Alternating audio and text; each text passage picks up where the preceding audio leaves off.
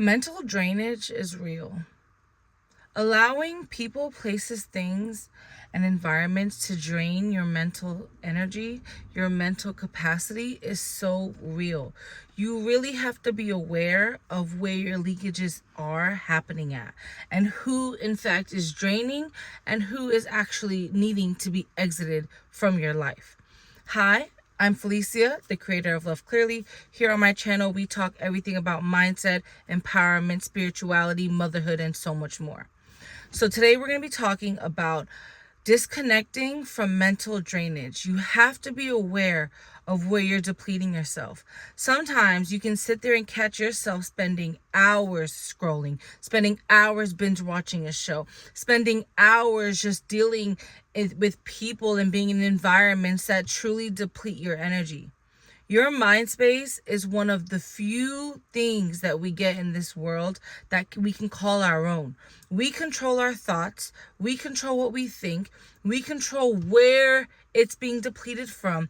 And mental drainage can happen from simply just consuming too much, by simply doing too much with the brain that is not helping to replenish it. Whether it's binge watching a show, whether it's sitting there scrolling for hours, whether it's staying up all night and not getting the rest you need, whether it's eating junk food and not actually giving yourself the food to help fuel your brain back up, whether it's not sitting in meditation and actually practicing some stillness. There's so much that can go into that mental drainage that can happen. And when you're really trying to take yourself to another level in life, you're really trying to kind of break through new obstacles, you're trying to create a new lifestyle, you're really wanting to become somebody who you've always envisioned in your head and actually create generational wealth, actually put yourself in environments that can transform your life. You can't do that when your mind is constantly being drained. The entire body is like a system, and the mind is like the motherboard. It's like the memory bank. It is what controls everything else. And we might not give the mind so much credit, just like we don't give a lot of our insides, like our heart space, our gut. We kind of tend to be so externally focused that we don't realize what's going on the inside. But the mind is something that can really make or break you, because at the end of the day, no matter how much you can perform well in the outside world, when you're alone, when you're dealing with that time, when you're by yourself and you're needing to kind of get through different projects, sit there and create a whole new business, sit there and pivot and make new decisions in your life, regardless of where you're at, you need your brain to be ready to run at full capacity. And it's very hard to tell your brain, okay, brain, time to work for me, when you've done everything to deplete it. These nights, staying up all night, trying to scroll till your fingers are blue, trying to sit there and watch TV all night, you're cutting into your brain power. And at the end of the day, you have to eventually get to a point where you realize the importance of your mind and what you think and how sacred your mind space is. I would recommend to anybody watching this video to get into meditation, regardless of your spiritual practice. It's simply just sitting and letting your mind just process what's going on, but getting back into a still state where you're just simply saying, your thoughts are like, my thoughts are not mine. You can observe them from a distance, but allow them to flow.